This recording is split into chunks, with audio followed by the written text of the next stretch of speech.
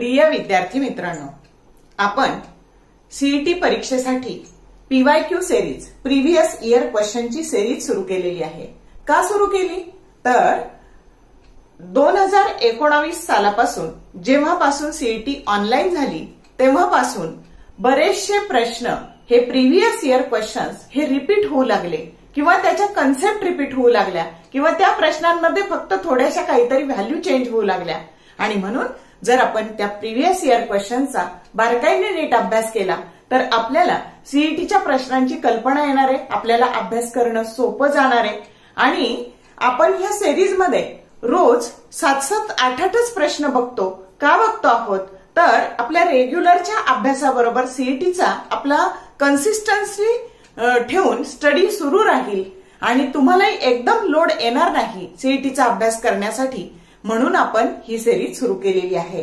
तर आपला चॅप्टर आहे रोटेशनल डायनॅमिक्स, याचा चौथा भाग आज आपण बघतो आहोत आणि 2024 या सीईटीच्या परीक्षेमध्ये पीसीबी ग्रुपसाठी आणि पीसीएम ग्रुपसाठी आलेले सगळे पीवायक्यू आपण अनुक्रमे बघतो आहोत।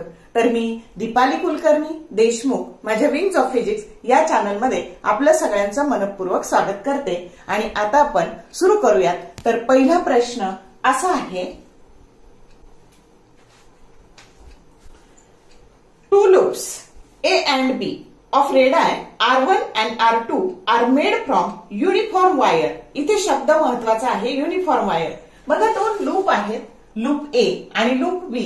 लूप A ची रेडियस R1 आहे आणि लूप B ची रेडियस R2 आहे। पुढे असं म्हटलंय बघा, if moment of inertia of A is IA। याचं जे मोमेंट ऑफ इनर्शिया आहे याचं A लूपचं त्याला IA असं म्हणायचं आणि बी लूपचं जे आहे त्याला IB असं म्हणायचं। मग and that of the B is IB, then R2 by R1 is, आपल्याला काढायचं आहे की याच्या रेडियसचा भागिले याच्या रेडियसचा रेशो किती हे आपल्याला काढायचंय आणि दिलेलं आहे बघा IA डिवायडेड बाय IB, म्हणजे याचा मोमेंट ऑफ इनर्शिया त्याचा याच्याशी घेतलेला रेशो हा 27 दिलेला आहे आणि ऑप्शन्स दिलेले आहेत बघा। A ऑप्शन आहे 1:6, B ऑप्शन आहे 1:4, C ऑप्शन आहे 1:3 आणि D ऑप्शन आहे 1:2। तर हा खूप सोप्या पद्धतीने डिरेक्टली शॉर्टकटने सोडवता येतो, पण आधी आपण याला लॉंग कटने सोडवणार आहोत आणि या प्रश्नामध्ये काय बदल होऊन प्रश्न विचारला जाऊ शकतो हे पण आपण बघणार आहोत। तर बघा, जेव्हा जेव्हा युनिफॉर्म वायर असा शब्द वापरला जाईल ना तर त्या वेळी त्या लूपची मास पर युनिट लेंथ घ्यायची। मग दोन्ही लूप युनिफॉर्म वायर असल्यामुळं दोन्हीचीही मास पर युनिट लेंथ ही सेम असते। आता मास पर युनिट लेंथला तुम्ही काही नोटेशन वापरू शकता, स्मॉल m वापरू शकता, लॅम्बडा वापरू शकता। मग आता मी नोटेशन वापरले बघा लॅम्बडा। मग मास पर युनिट लेंथ म्हणजे ह्या लूपचं मास त्याला म्हणायचं MA आणि त्याची लेंथ, आता लेंथ म्हणजे काय तर सर्कम्फरन्सचा फॉर्म्युला असतो 2πr, पण याची रेडियस R1 आहे म्हणजे ही लेंथ झाली 2πr1। आता या बी लूप साठी बघा मास पर युनिट लेंथ, या लूपचं जे मास आहे त्याला MB म्हणायचं आणि त्याची जी लेंथ आहे तर ती 2πr2, कारण याची रेडियस R2 आहे। Excuse me.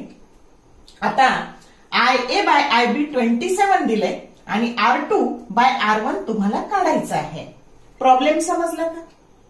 मग आता हा प्रॉब्लेम कधी विचारलाय बघा, तर पीसीएम ग्रुपची जेव्हा एक्झाम झाली ना तर 3 मे 2024 ला जी शिफ्ट 2 होती त्याच्यामध्ये हा प्रश्न विचारला गेलाय।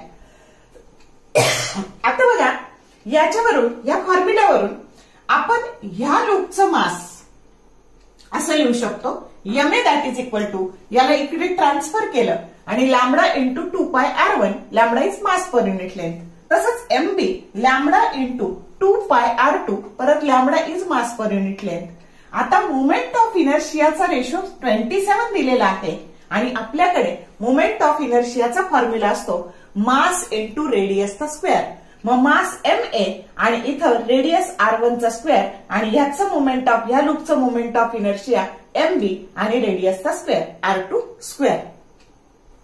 मग आता ह्या MA ची ही किंमत इथे टाकली आणि ह्या एमबी ची किंमत इथं टाकली, काय झालं बघा, हे मास पर युनिट लेंथ कॅन्सल झालं, 2 पाय कॅन्सल झालं आणि R1 इंटू R1 स्क्वेअर हे झालं R1 क्यूब आणि इथे पण R2 इंटू R2 स्क्वेअर हे झालं R2 क्यूब आणि त्याची किंमत 27 दिलेली आहे आणि 27 हा 3 चा क्यूब आहे.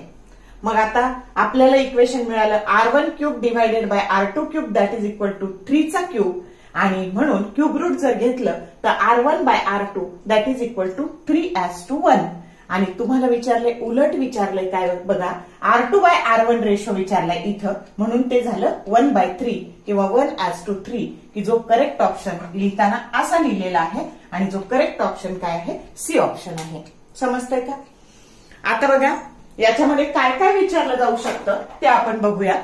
तर तुम्हाला हा 27 ऐवजी हा IA बाय IB रेशो 8 दिला जाऊ शकतो आणि 8 हा 2 चा क्यूब आहे. आलं का लक्षात? म्हणजे तुम्ही डिरेक्टली जेव्हा असं प्रॉब्लेम येईल ना बाळांनो, तर तुम्ही डायरेक्ट ह्या स्टेपला येऊ शकता, IA by IB that is equal to R1 by R2 चा क्यूब. डायरेक्ट ह्या स्टेपला यायचं बघा, एवढं सोडवायची गरज नाही. आणि मग आता तुम्हाला IA बाय IB जर इथं 8 दिलं असेल तर 8 हा 2 चा क्यूब आहे. आलं लक्षात? आणि म्हणून R1 बाय R2 याची किंमत तुम्हाला मिळाली 2/1. काय मिळाली? 2/1. आणि उलट विचारलं ना R2 बाय R1 तर त्याला 1/2 करायचं. समजलं? हे विचारलं तर हे ऑलरेडी आपण सोडवलंय, तर हे येणार आहे तुमचं 3/1. आता 64 हा 4 चा क्यूब आहे म्हणजे इथे येणार आहे 4/1 R1 बाय R2 चा रेशो आणि 125 हा 5 चा क्यूब आहे म्हणजे इथं 5/1 विचारलं. आणि उलट करून विचारलं ना तर फक्त त्याच्या उलट लिहायचं. कळली का ट्रिक? तर या पद्धतीने हे बदलून तुम्हाला किमती बदलून प्रॉब्लेम या प्रकारे विचारला जाऊ शकतो. झाला बदल तर, म्हणजे जेव्हा असा प्रॉब्लेम येईल तर डायरेक्ट या स्टेपला यायला हरकत नाही. फक्त शब्द काय असला पाहिजे, युनिफॉर्म वायर. समजलं का? तर या पद्धतीने सोडून आपल्याला वेळ वाचवायचा असतो.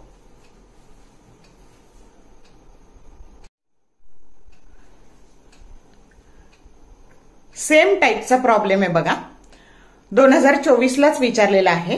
2 loops P and Q of radii R1 and R2 are made from uniform metal wire of same material. IP and IQ be the moment of inertia of loop P and Q respectively. Then R1 by R2 is given IP divided by IQ that is equal to 27. Option A 4:1, B 3:1, C 9:1 and D 6:1. Same सोडवायचे बघा. आता परत एकदा सांगते, loop P, loop Q, याची radius R1, याची radius R2 आणि तुम्हाला आता R1 बाय R2 रेशो विचारलाय आणि IP बाय IQ ची व्हॅल्यू 27च दिली. युनिफॉर्म वायर म्हटलं की मास पर युनिट लेंथ या फॉर्म्युल्यानुसार. मग एमपीचं मास झालं लॅम्बडा इंटू 2πr1, एमक्यूचं मास झालं lambda into 2πr2. IP by IQ 27 आहे.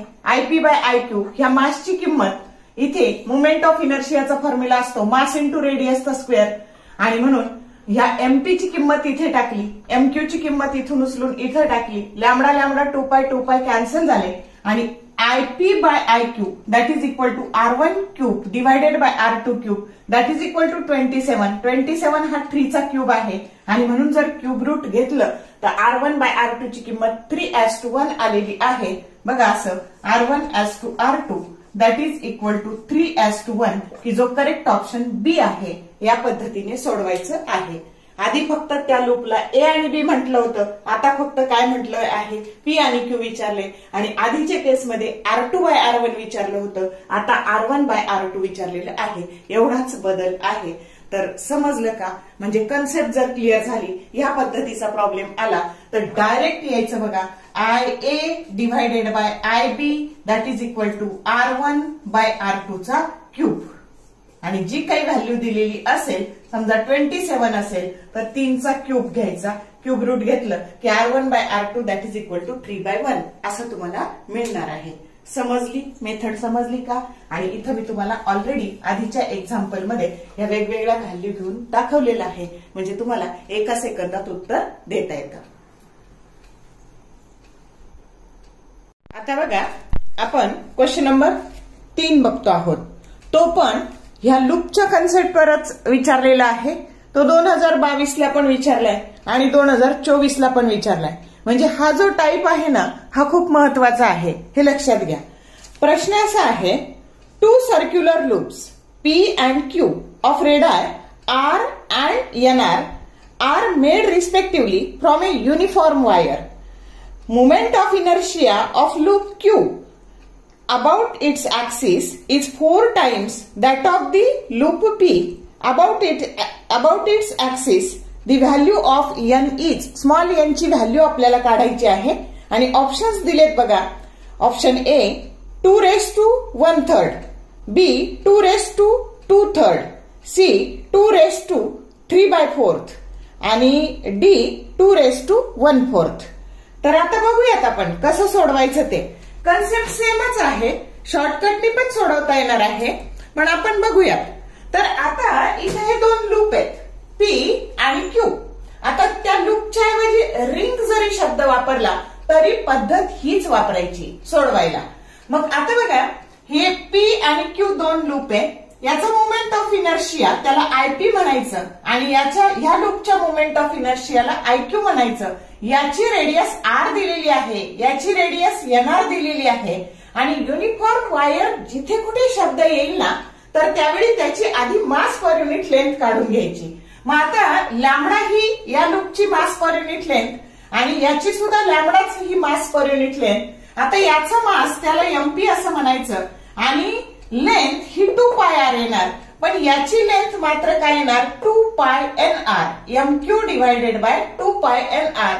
तर ह्या झाल्या ह्या दोन्हींची मास पर युनिट लेंथ. त्यानंतर आपल्याला काय दिलंय की moment of inertia of a Q loop म्हणजे IQ that is 4 times moment of inertia of a this loop म्हणजे IP. IQ that is equal to 4 times IP आणि आपल्याला ह्या एन ची व्हॅल्यू काढायची आहे.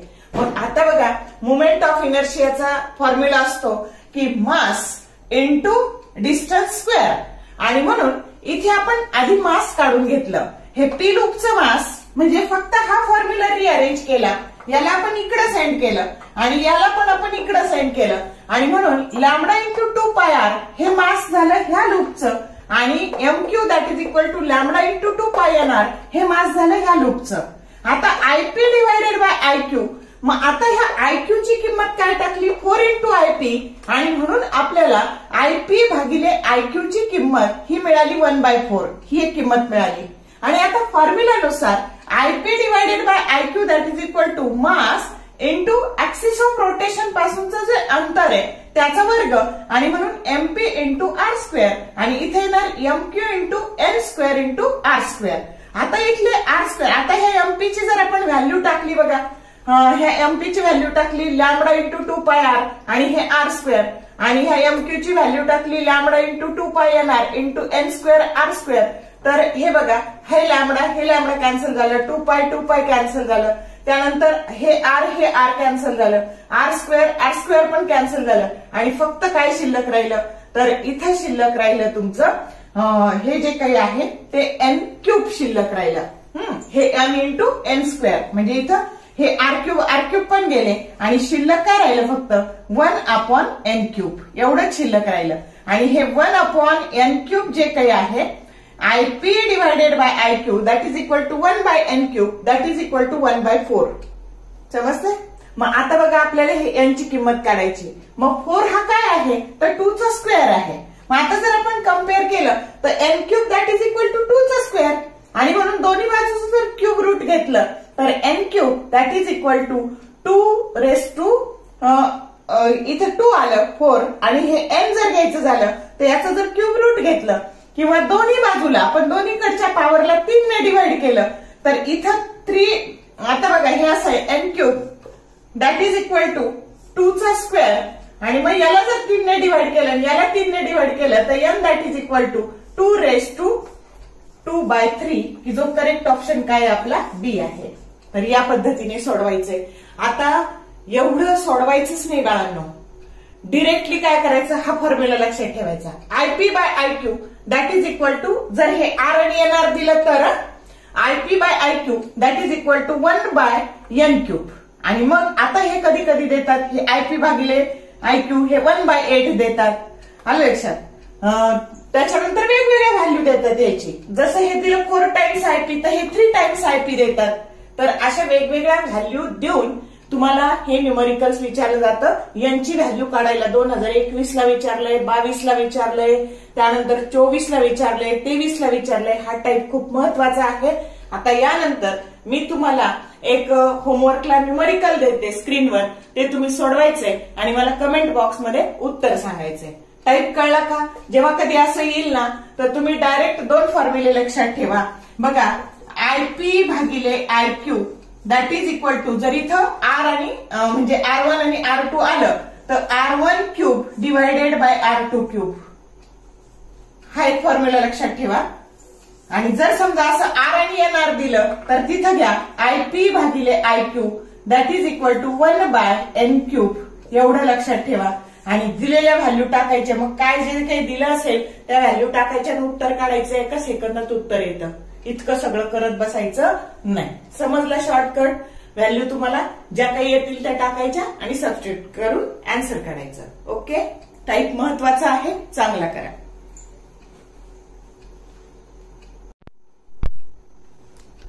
हे बघा, क्वेश्चन नंबर 4 जो सीईटी 2020 ला आणि 2021 ला आलाय. आता जे आपण टाईप पाहिले त्यावर डिपेंड आहे. तुम्ही स्वतः सोडवायचं आहे आणि मला कमेंट बॉक्समध्ये उत्तर सांगायचे. क्वेश्चन नंबर 4चं, 2 circular loops A and B of radii capital R and capital N into R respectively are made from a uniform wire. Moment of inertia of a B about its axis is 3 times that of the A about its axis. The value of N is option A 3⁻⁻, B 3⁻², C 2⁻⁻, and D 4⁻⁻. तर तुम्हाला 2 loop दिलेले A आणि B, एकाची radius R आणि दुसऱ्याची NR दिलेली आहे.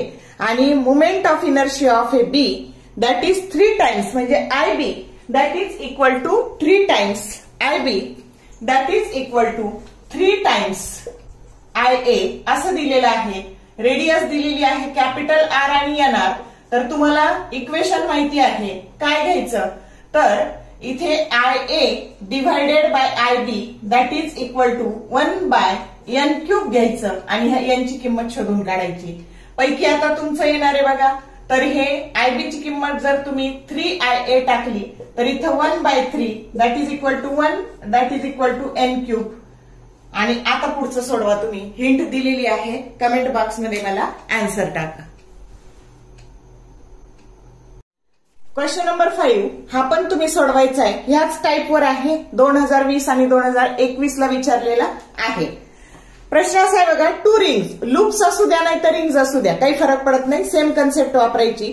2 rings of radius R and NR, small n आहे इथे, NR made of same material have the ratio of moment of inertia about an axis passing through its center and perpendicular to its plane is 1:8.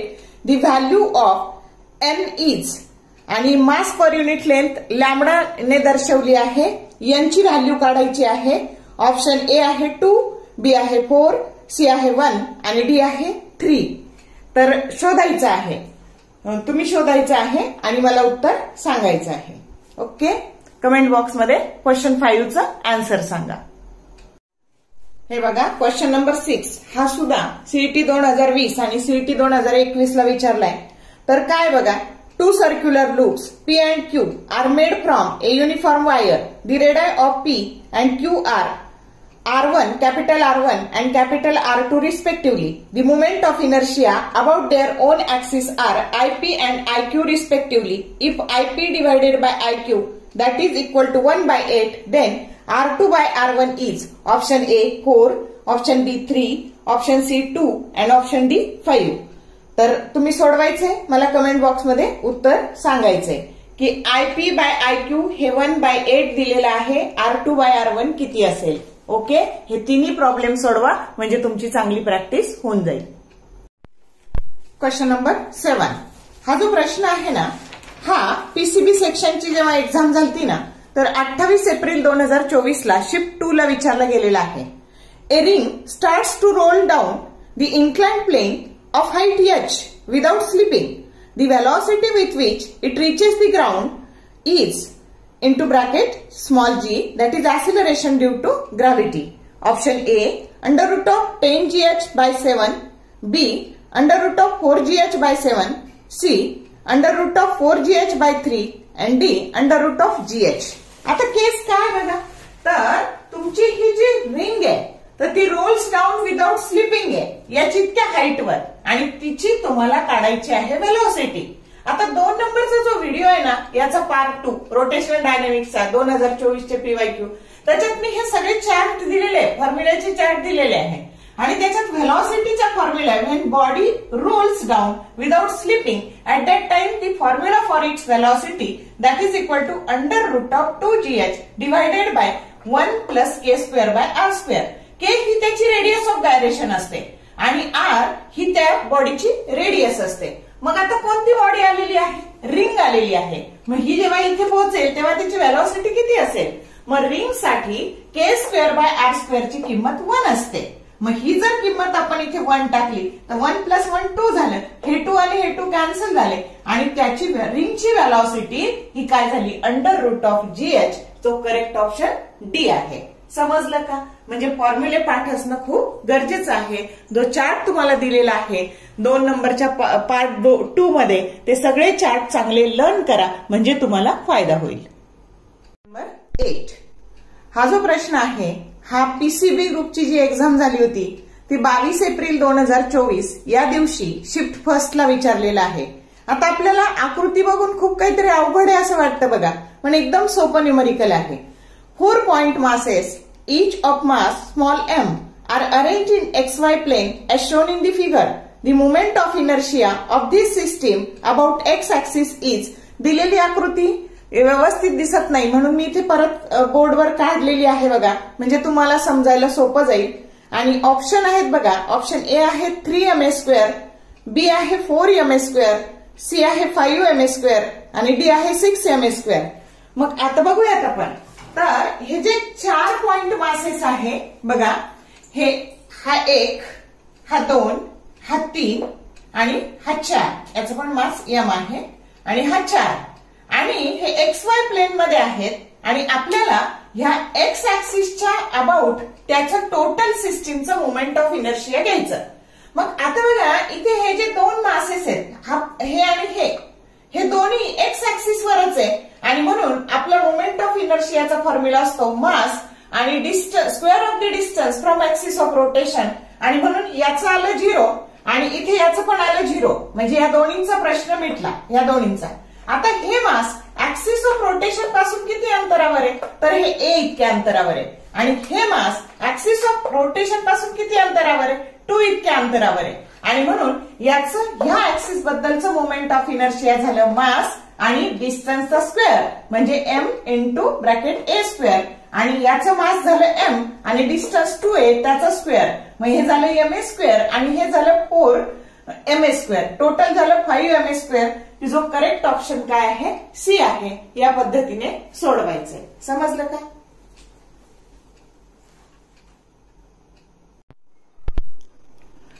Question number 10 जो PCB ग्रुपची जी exam झाली त्याला 22 एप्रिलला 2024ला shift सेकंडला आलेला आहे. A solid sphere and a ring have equal mass. बघा solid sphere आणि ring दोन्हींचं मास इक्वल आहे and equal radius of gyration, दोन्हींची रेडियस ऑफ गायरेशन पण सेम आहे. If sphere is rotating about its diameter, आता स्पियर कसा rotate होतोय, अबाउट त्याच्या डायमीटर रोटेट होतोय आणि ring about an axis passing through center and perpendicular to its plane, then the ratio of radius of the sphere to that of the ring is under root of x by 2, then the value of x is option A 2, option B 3, option C 5 and option D 7. आता काय दिले बघा आपल्याला, तर जो sphere आहे तर त्याचं मोमेंट ऑफ इनर्शिया तर ते असतं I बरोबर mk², हे k he radius of gyration आणि त्या स्पियरचा समजा हा जर असा स्पियर असेल आणि अबाउट त्याच्या डायमीटर जे त्याचं मोमेंट ऑफ इनर्शिया असतं ते असतं 2/5 mr².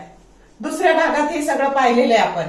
मग आता हे दोन्ही जर कम्पेअर केलं आपण तर एम काय झालं, कॅन्सल झालं आणि रेडियस ऑफ गायरेशनचं square that is equal to 2/5r1². आणि म्हणून रेडियस ऑफ गायरेशनची व्हॅल्यू आली √2/5r1. हे पहिलं इक्वेशन मिळालं आपल्याला.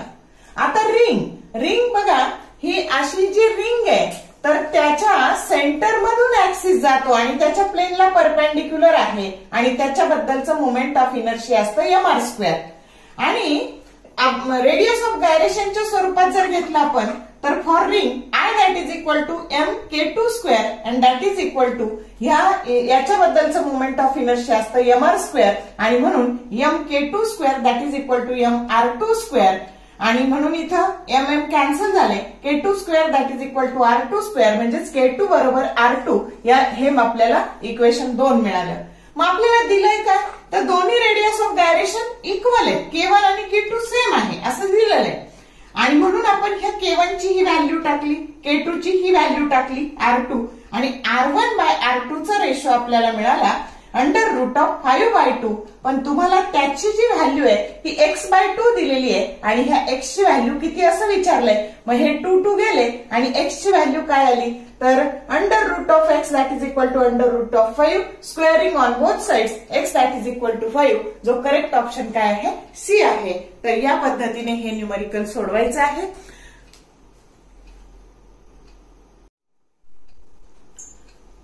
तर बघा, ह्या PYQच्या 2024च्या PYQच्या भागात, चौथ्या भागात आपण एकूण 10 प्रश्न पाहिले. त्यातले मी काही 2-3 तुम्हाला सोडवायला पण दिले. ते सोडवा म्हणजे तुमची प्रॅक्टिस होईल. आणि मला खात्री आहे की हा भाग तुम्ही पूर्ण पाहिला असेल, त्याचा तुम्हाला निश्चित उपयोग होईल. रोज असे 10-10 प्रश्न केले तर तुमचा बराच काही अभ्यास होऊन जाणार आहे.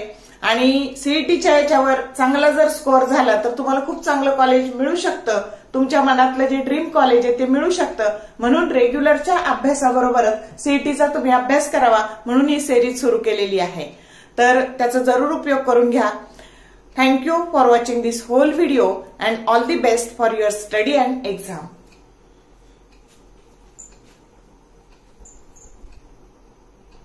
Oh,